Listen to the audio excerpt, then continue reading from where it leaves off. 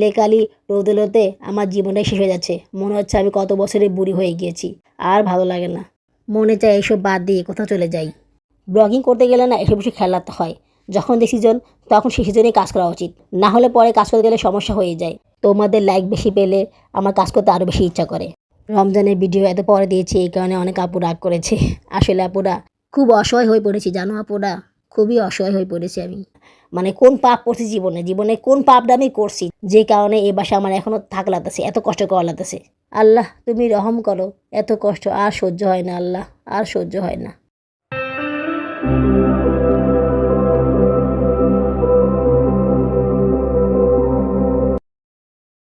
দেখো পাতিলে কালি জমে কি অবস্থা হয়েছে। মানে এই চুলে আমি যাই রান্না করি না কেন পাতিলে কালি জমবেই, এটা থেকে রেহাই নেই।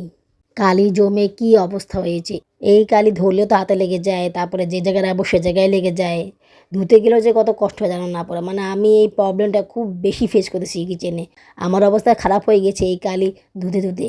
আগে তো মনে হয় কালি কম পড়তো, কিন্তু এখন কালি এত বেশি পড়ে যে কি বলবো, চুলার তাপ বাড়িয়ে দিলে আরও বেশি কালি পড়ে। আর তখন কালি দিয়ে পুরো পাতিল ভরে যায় জানো না, মানে পাতিলের চেহারা দেখা যায় না, এত কালি হয়ে যায়। এই দেখো কি অবস্থা, সামান্য একটু আলু সিদ্ধ করেছি তাতে এই অবস্থা। তাও আমি চুলা মিডিয়াম করে রেখেছি বুঝছো, হাই দিইনি। এতেই এই অবস্থা। হাই করে দিলে তো পাতিলটা পুরোই কালো হয়ে যেত, পাতিলের চেহারাই দেখা যেত না। আমি কিছু পাতিল জমিয়ে রেখেছিলাম ধুইনি, তোমাদেরকে দেখাবো বলে। দেখো এই পাতিলগুলোর কি অবস্থা হয়েছে কালি জমে। মানে প্রত্যেকটা পাতিলে কালি জমে বুঝছো, মানে মাথা পুরা মানে শেষ হয়ে গেছে আমার। এগুলো তো যা একটু উঠানো যায়, কিন্তু ননস্টিকের হাঁড়িগুলোতে কালি জমলে সেগুলো সহজে উঠানো যায় না। মাঝখানটা তো উঠে যায় স্টিলটাতে, কিন্তু চারপাশেগুলো আছে না, ওগুলোতে উঠে না, ওগুলোতে দাগ রয়েই যায়। মানে কী যে একটা অবস্থা না, আমার ননস্টিক হাঁড়িগুলো সব নষ্ট হয়ে গেছে এই কালি জমে জমে। আমার আর ভালো লাগে না। আসসালামু আলাইকুম, আমার চ্যানেল এবং পেজে তোমাদের সবাইকে স্বাগত জানাচ্ছি। তোমরা সবাই কেমন আছো? আশা করি আল্লাহর রহমতে ভালোই আছো, আমিও ভালো আছি আলহামদুলিল্লাহ। দেশ এবং বিদেশ থেকে যারা আমার ভিডিওটি দেখতেছো তাদের সবাইকে জানাই আমার পক্ষ থেকে আন্তরিক অভিনন্দন ও ভালোবাসা। নতুন আরও একটি ব্লগ নিয়ে আবার তোমাদের সামনে হাজির হলাম। দেখো কালি জমে কি অবস্থা হয়ে গিয়েছে। পাতিলে কালি রোদেলোতে আমার জীবনটাই শেষ হয়ে যাচ্ছে। মনে হচ্ছে আমি কত বছরে বুড়ি হয়ে গিয়েছি। আর ভালো লাগে না, মনে চায় এইসব বাদ দিয়ে কোথাও চলে যাই। জীবনটা তেজপাতা হয়ে গিয়েছে আমার, ছারকার হয়ে গিয়েছে আমার। মানে আমার যে কী একটা অবস্থা জানো না, মানে পাতিলে কালি ধোয়ার পরও হাতে কালি রয়ে যায়, সেগুলো যায় না। যেখানে রাখি সেখানেও কালি জমে। মানে কালিটা এখন এত বেশি বেড়ে গেছে যে কি বলবো, মানে পুরো পাতিল ভরে যায় কালিতে। আমার মানে কি বলবো, আমার আসলে সহ্য হচ্ছে না আর বুঝছো। আমার কাছে এখন মনে হচ্ছে যে আমি এত কিছু কিনে আমার আসলে উচিত হয়নি। আমার সবার আগে এই চুলাটা কেনা দরকার ছিল। মানে আমি যে কী যে ভুল করেছিলাম চুলাটা না কিনে। রাইস কুকার মাল্টি কুকার কিনেছি ঠিক আছে, এগুলোও কাজে লাগে, বাট খুব বেশি কাজে লাগতো এইটার খুব বেশি দরকার ছিল। মানে ওগুলো পরে কিনলেও চলতো আর কি, ওগুলো কিনেছি ওগুলো পড়ে আছে, যেমন তো রাইস কুকারটা পড়ে আছে, ওটা কিন্তু ইউজ করা হচ্ছে না। একমাত্র মাল্টি কুকার ইউজ করা হচ্ছে। রাইস কুকারটা পরে কিনলেও কোনো সমস্যা হতো না, কাজ চালিয়ে নেওয়া যেত। কিন্তু ভালো সিলিন্ডার চুলা কেনা আমার জন্য খুব বেশি দরকার ছিল, যেটা আমি করিনি। মানে আমি বুঝতে পারিনি যে আসলে এটা এত বেশি বেড়ে যাবে বুঝছো। আগে তো কালো জমি তো তোমাদেরকে বলেছিলাম সেটা অল্প ছিল, এত বেশি ছিল না। কিন্তু এখন এটা অনেক বেশি বেড়ে গিয়েছে, মানে এখন আমার জন্য কাজ করাই দায় হয়ে গেছে। যেহেতু আমার গ্যাসের চুলা নাই, তোমার তো জানোই যে গ্যাস নাই, আজকে 2 মাস ধরে গ্যাস নেই। মাঝখান দিয়ে 2 দিন গ্যাস ছিল খুব বেশি, তারপর আবার নাই। মানে এভাবে করে চলতেছে আর কি। মানে সপ্তাহে 1 দিন 2 দিনও গ্যাস থাকে না, এরকম অবস্থা। তো এই অবস্থায় আমাকে তো সিলিন্ডার চুলা ইউজ করতেই হবে, এছাড়া আর কোনো উপায় নেই। কারেন্টের চুলার উপর বেশি চাপ দেওয়া যাবে না, তাহলে সমস্যা হয়ে যাবে। কারেন্টের চুলা সিলিন্ডার চুলা দুইটা মিলেই ইউজ করতে হবে, তাহলে মনে করো যে কাজগুলো করে একটু আগাতে পারবো, নাহলে তো পারবো না। আর যেটা মাল্টি কুকার সেটা মনে করো যে টুকটাক কাজ করার জন্য বেশি কাজে লাগে, খুব বেশি ভারী কাজ তো এটাতে করা যাবে না। তো 3টা মিলেই কাজ করতে হবে বুঝছো। অনেকে বলতেছে যে মাল্টি কুকারটা বেশি ভালো না, ইলেকট্রিক চুলা ভালো। আরে বাবা, ইলেকট্রিক চুলার সাথে কি মাল্টি কুকারের তুলনা চলে বলো? ইলেকট্রিক চুলা হচ্ছে কারেন্টের চুলার রাজা। এটা মনে করা যায় সব কিছু করা যায়, কিন্তু মাল্টি কুকারে কি সব কিছু করা যায়? এটা কি চুলা? এটা মনে করো একটা ইলেকট্রিক মেশিন, পাতিলের মতো আর কি, যেখানে সব কিছু গরম করা যায়, রান্না করা যায়। এটা দিয়ে তোমরা তো ভারী কাজ করতে পারবা না। এই যেমন ধরো ভাজা পোড়ার কাজও করতে পারবা, তারপরে ভাজি করতে পারবা, তারপরে সিদ্ধ করতে পারবা, পানি গরম করতে পারবা। এইটা দিয়ে পানি গরম করলে খুব দ্রুত হয়ে যায়, সময় লাগে না। হাই দিয়ে করলে অনেক কম সময় পানি গরম হয়ে যায়। এই জন্য আমি পানি গরম করে মেশিন কিনবো না, এটা দিয়েই পানি গরম করে নিব যদি লাগে আর কি। আমার না বুঝছো মার্বেলের চুলা কেনা খুব শখ ছিল অনেক আগে থেকেই। মার্বেলের চুলা আছে না, 3 মুখালা চুলা, তো ওই চুলাগুলো কেনা আমার খুব শখ ছিল, ইচ্ছা ছিল। তো যখন বাবুরা ওই চুলাটা কিনে নিয়েছিল আমি খুব আপসেট হয়ে গেছিলাম যে ওই চুলাটা আমি কিনতে পারলাম না, ভেবেছিলাম ওইটা কিনবো। কিন্তু তার আগেই উনি এই চুলাটা নিয়ে এসেছে। তো আমি খুব আপসেট ছিলাম উনি কেনার পরে পরে ভাবলাম ঠিক আছে আমি পরে টাকা জমিয়ে একটা চুলা কিনে নিব, আপাতত এটা ইউজ করি। কিন্তু এখন মনে হচ্ছে ওটা না কিনে ভালোই হয়েছে। ওটা কিনে কী লাভ হতো বলো? চুলা কিনে যদি আমি চুলা ইউজ করতে না পারি তাহলে এই চুলা কিনে কী লাভ বলো? কোনো লাভ হবে? কোনো লাভ হবে না। আল্লাহ পাক যা করে ভালোর জন্যই করে। আমি যদি তখন ওই দাম চুলাটা কিনতাম বা কেনার জন্য টাকা জমাতাম বা কেনার জন্য প্রস্তুতি নিতাম তাহলে হয়তোবা কেনা হতো, কিনলে কোনো লাভ হতো না। সেটা ঘরেই পড়ে থাকতো, ইউজ করা হতো না। আপুরা লাইক কি করেছো? যদি না করে থাকো এখনই লাইক করে দাও। তোমরা লাইক করলে আমি কাজ করার জন্য আরও বেশি আগ্রহী হই। তোমাদের লাইক বেশি পেলে আমার কাজ করতে আরও বেশি ইচ্ছা করে, না পেলে কাজ করতে ইচ্ছা করে না। তাই প্লিজ তোমরা লাইক করে দিও আপুরা। ইদানিং তোমরা ভালোই কমেন্টস করতেছো, এরকম কমেন্টস তোমরা সবসময়ই করো। তোমরা কমেন্টস করলে আমার অনেক ভালো লাগে, কাজ করার আগ্রহ আরও বেশি করে পাই। একটা আপু বলতেছে বড় কমেন্টস করতে পারি না তাই কমেন্টস করা হয় না। আচ্ছা আমি কি বলেছি যে বড় কমেন্টস করতে হবে? কমেন্টস তো কমেন্টসই, বড় হতে পারে ছোটো হতে পারে। সবসময় যে বড় কমেন্টস করতে হবে এমন তো না, আবার সবসময় যে ছোটো কমেন্টস করতে হবে এমন তো না। যখন তোমার যেটা মনে হবে তখন তুমি সেটা করবা। কমেন্টস বড়ও হতে পারে ছোটও হতে পারে, এটা কোনো ব্যাপার না, কিন্তু কমেন্টসটা করতে হবে, তাহলে আমি কাজ করার জন্য আরও বেশি আগ্রহ পাবো। রমজানের ভিডিও এত পরে দিয়েছি এই কারণে অনেক আপু রাগ করেছে। আসলে আপুরা আমি একটা সমস্যায় পড়ে গেছি, সেটা হচ্ছে রমজানের প্রস্তুতির ভিডিওটা আমার আগেই করা দরকার ছিল, যেটা আমি করতে পারিনি। মানে রমজানের আগে এগুলো করে রাখা দরকার ছিল। রমজানের প্রস্তুতি বাকি কাজগুলো কিন্তু আমি রমজানের সময় করেছি, তো অনেক কষ্টে করেছি। মাঝখান দিয়ে তো ভেবেছিলাম যে আমি এগুলো করবোই না, পরে ভাবলাম যদি এগুলো না করি একে তো আমার কাজগুলো কমপ্লিট হবে না, কাজগুলো পেন্ডিং রয়ে যাবে, কারণ তাড়াহুড়া করে কাজগুলো করতে গেলে আরও বেশি দেরি হয়ে যাবে, আবার ভিডিও শুটও করা হবে না। তো দুই দিক দিয়ে আমার লস, কোনো লাভ তো হচ্ছে না। আমি যখন ভিডিও আপলোড করতে পারবো সেটাও তো না, মানে কাজগুলো তো রয়েই যাবে, তাই না? এই কারণে না চাইতেও কাজগুলো করা লেগেছে, মানে পরে কাজগুলো আর কি, যার কারণে দেরি হয়ে গেছে। ব্লগিং করতে গেলে না এসব কিছু খেলাতে হয়, যখন যে সিজন তখন সেই সিজনেই কাজ করা উচিত, না হলে পরে কাজ করতে গেলে সমস্যা হয়ে যায়। এই যেমন ধরো একটা সিজন আসে, ফলের সিজন, তারপরে ঈদের সিজন, রমজানের সিজন, শীতকালের সিজন, এসব সিজনের কাজগুলো না এসব সিজনে করে নেয় ভালো। মানে এক সিজনের কাজ আর সিজনে করে কিন্তু হয় না, সেটা আসলে মানানসই হয় না। অনেকে এটা করে কিন্তু এটা আসলে দেখতে ভালো লাগে না, কেমন জানি অড লাগে। আসলে কি জানো, ভিডিও শুট করলে না অনেকগুলো ভিডিও শুট করা হয়ে যায়, তো তখন ওগুলো পেন্ডিং হয়ে যায়, আবার না করলে একদম কমে যায়। তো ভিডিও শুট এমনভাবে করতে হবে যে খুব বেশি যেন না হয়, আবার খুব কমও যেন না হয়, ঠিক আছে? যাতে করে খুব তাড়াতাড়ি কাজগুলো আমি করে নিতে পারি, তো সেটা আমাকেই বুঝে নিতে হবে। তো আমি নেক্সট টাইমে এই দিকে খেয়াল রাখবো আপুরা, ঠিক আছে? রাগ করো না তোমরা প্লিজ।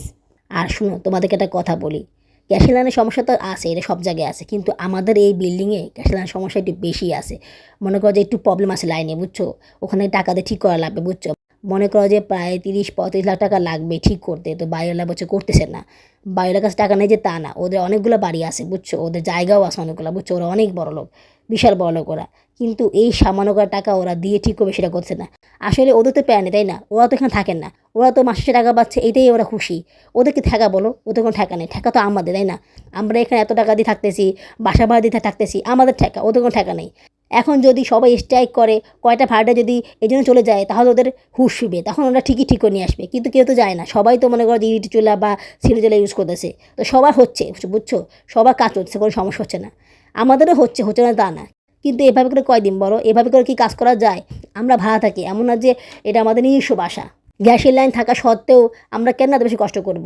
আর হ্যাঁ, করতাম যদি এই বাসাটা অনেক ভালো হতো, সুন্দর হইতো, বা এই বাসাটা একটু বড় হইতো, বা পরিবেশটা সুন্দর হইতো, তাহলে আমি করতাম। কিন্তু কোনো দিক থেকে তো নাই, এই বাসাটার অবস্থা ভালো না, ঠিক আছে?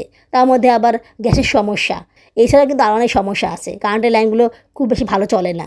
আর গ্যাস থাকলেও যে খুব ভালো সুবিধা আছে তা কিন্তু নাই, চিমনি নাই, যাই রান্না করি একদম কাজটা ভরে যায়, অবস্থা খারাপ হয়ে যায়, তো ভালো অবস্থা কিন্তু নাই। নতুন গ্যাসের চুলা আমি আর কিনবো না, নতুন বাসায় উঠলে নতুন গ্যাসের চুলা কিনবো, এই বাসায় থাকতে আমি আর কোনো গ্যাসের চুলা কিনবো না।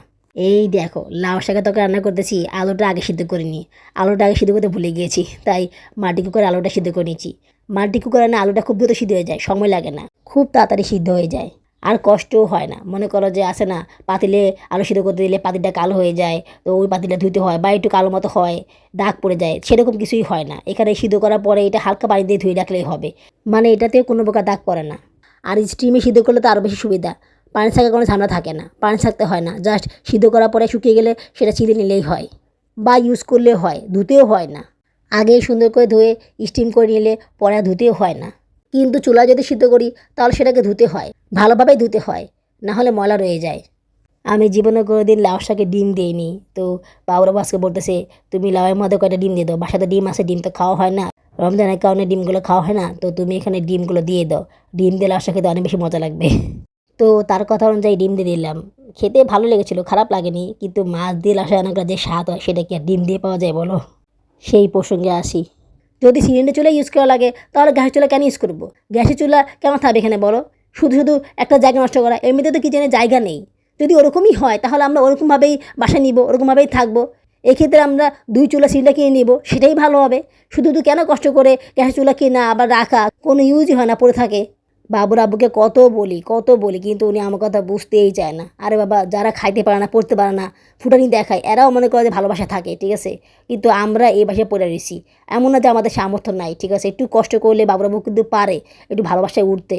হ্যাঁ, দরকার হলে আমরা আবার 5 তলায় উঠলাম, সমস্যা নেই, যদি আমার ইচ্ছা নেই উঠার, তারপরে উঠলাম। কিন্তু এই সমস্যা থেকে তো মুক্তি পাবো, তাই না? এই প্রবলেমটা তো আর ফেস করতে হবে না, তাই না? মানে আমরা যে টাকাটা বাসা ভাড়া দেই, সেই টাকা দিয়ে আমরা অনেক ভালো একটা বাসা পাবো, 5-6 তলাতেই পাবো। হয়তোবা একটু নিচে গেলে ভাড়াটি বেশি লাগবে, কিন্তু যে টাকা দিয়ে আমি এখন 5 তলায় আসি, সেই টাকা দিয়ে আমি আরও ভালো বাসা পাবো, আরও বেটার বাসা পাবো, ঠিক আছে? এবং গ্যাসের সুবিধা সহ পাবো। আমাদের ওদিকে বিহারিপাড়ার ওদিকে গ্যাস আছে, অনেক ভালো গ্যাস আছে।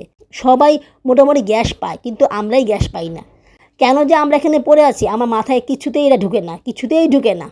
মরার বাসায় কেন যে পড়ে আছি, মানে আল্লাহ ছাড়া আর কেউ বলতে পারবে না। আল্লাহ পাক যে কী চায়, আল্লাহ পাক যে কী লিখছে কপালে, আসলে আমি জানি না, আমি কিছু জানি না, আমার ভালো লাগে না। মানে কোন পাপ করছি জীবনে, জীবনে কোন পাপটা আমি করছি যে কারণে এই বাসায় আমার এখনও থাকা লাগতেছে, এত কষ্ট করা লাগতেছে। আল্লাহ তুমি রহম করো, এত কষ্ট আর সহ্য হয় না আল্লাহ, আর সহ্য হয় না। আমার কাছে 2,000 টাকা আছে, কাঁচের সিলিন্ডার চুলা কিনতে গেলে আরও কমসে কম 500 টাকা লাগবে। কোথায় পাবো আমি এই টাকা বলো? বাবুর আব্বু তো আমাকে একটা টাকাও দেয় না। এই দেখো আজকে 7 দিন হয়ে গেল স্কুল বন্ধ, কিন্তু উনি একটা টাকাও আমাকে দেয়নি। ওনার কাছে শত খুঁজেও আমি একটা টাকাও পাইনি, হারামও একটা টাকা পাইনি, জানো? কষ্টে আমার বুকটা ফেটে যায়, বুঝছো? রমজান মাস আসছে, একটু ভালো মন্দ খাবার খাবো, একটু ফল ফ্রুট খাবো, সেটাও আমার কপালে নেই, সেটাও খেতে পাচ্ছি না, না আমি না আমার বাচ্চারা। আজকে যদি স্কুলটা খোলা থাকতো তাহলে কিছু টাকা পেতাম আমি, আর ওই টাকা দিয়ে কিছু ফল ফ্রুট কিনে খেতে পারতাম। রমজান মাসে তো খাবারের কেজিসটা বেশি বেড়ে যায়, তখন না কিনে থাকতে পারতাম না, তাও তো খাওয়া হতো। কিন্তু এখন তো সেটাও পারতেছি না। খুব অসহায় হয়ে পড়েছি জানো আপুরা, খুবই অসহায় হয়ে পড়েছি আমি। চুলা কেনার জন্য যেই টাকা জমানো আছে সেই টাকা যদি আমি ভাঙ্গাই তাহলে অনেক বেশি প্রবলেমে পড়ে যাব, কারণ ওই টাকাটা আবার জমাতে অনেক সময় লেগে যাবে। আর এই সময়ের মধ্যে আমি কিভাবে সার্ভাইভ করবো এই চুলা দিয়ে সেটা বুঝতে পারতেছি না আমি, বুঝছো? এই কারণে আমি ওই টাকাটা ভাঙ্গাতে চাচ্ছি না কোনোভাবে, বুঝছো? কোনোভাবে আমার হাতে যদি টাকা আসে না তাহলে আমি কাঁচের সিলিন্ডার চুলাটা কিনে নিব। আর পারতেছি না আমি। যদি না এখন হাঁটতে পারে মাশাল্লাহ, ওর 17 মাস চলতেছে, ও সুন্দরভাবে হাঁটতেছে।